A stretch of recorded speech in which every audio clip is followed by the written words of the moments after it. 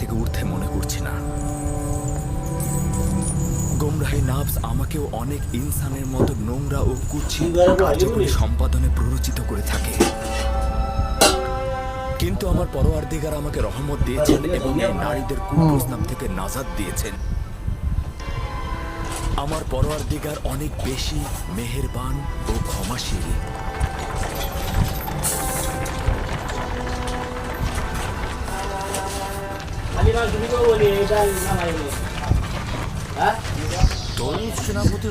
Guide আছে, ইয়া মাংস আছে মেলা। আচ্ছা, এই সময় লাগলে মনে